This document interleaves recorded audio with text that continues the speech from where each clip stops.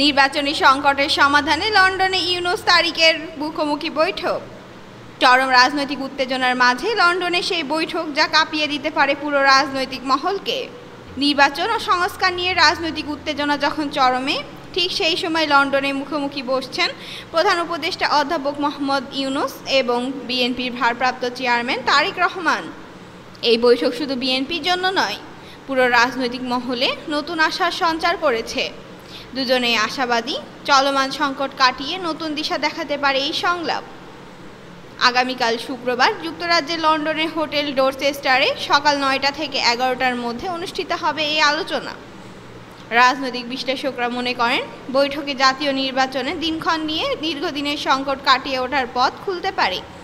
BNP, যেটি দেশের অন্যতম প্রধান দল, আগামী নির্বাচনের ক্ষমতায় আসার সম্ভাবনায় বেশি বলে দেখা যায়। তাই সরকারের পক্ষে নির্বাচন, সংস্কার ও বিচার সংক্রান্ত দলটির দৃষ্টিভঙ্গি বোঝা খুব জরুরি। অন্যদিকে তারেক রহমানও জানতে চাইবেন সরকার আসলে কি পরিকল্পনা নিয়েই এগোচ্ছে। এজন্য লন্ডনের এই বৈঠক দারুণ একটি সুযোগ। বিএনপির পক্ষ থেকে জানা গেছে বৈঠকের মূল আলোচনার বিষয় হবে নির্বাচন, সংস্কার ও বিচার, বিশেষ করে ডিসেম্বরের নির্বাচন করার দাবি। তবে ডিসেম্বরে সম্ভব না হলে ফেব্রুয়ারির মধ্যে নির্বাচন আয়োজনের ওপর জোর দিতে হবে। তারেক বলেন, সরকারের পক্ষ থেকেও দেখা যাচ্ছে তারা আগামী এপ্রিলে নির্বাচন করতে চায়।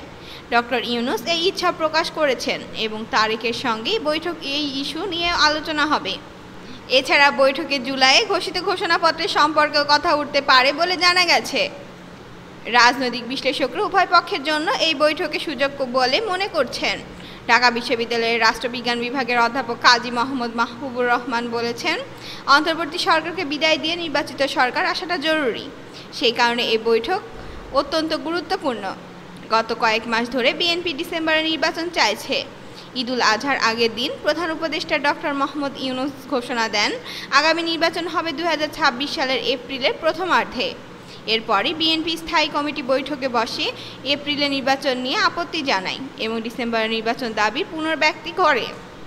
ঈদের দিন গুলশানের বাসভবন ফিরোজায় বিএনপির স্থায়ী কমিটির সদস্যরা খালেদা জিয়ার সঙ্গে ঈদ শুভেচ্ছা বিনিময় করেন। সেই সময় নির্বাচনের নতুন রোডম্যাপ নিয়ে আলোচনা হয়। খালেদা জিয়া নেতাদের নির্দেশ দেন সরকার সঙ্গে সরাসরি সংঘাতে না গিয়ে আলোচনার মাধ্যমে সংকট সমাধানের চেষ্টা করতে হবে। তার কথাই বদলে যায় বিএনপির রাজনীতির মনোভাব। অতীতের কঠোর অবস্থান থেকে কিছুটা নমনীয় হয়ে দল এখন যুক্তিসম্মত আলোচনার মধ্য দিয়ে সংকট কাটানোর পথে এগোচ্ছে। আপনি কি ভাবেন, এই লন্ডন বৈঠক কি সত্যিই বাংলাদেশের নির্বাচনী সংকটের সমাধান দিতে পারবে? আপনার মতামত আমাদের জানাতে ভুলবেন না। ধন্যবাদ।